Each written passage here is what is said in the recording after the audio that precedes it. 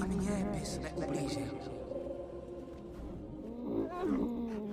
Neudělám. Natáhněte ručky. Takhle. Správně. Nechte ho k sobě přijít.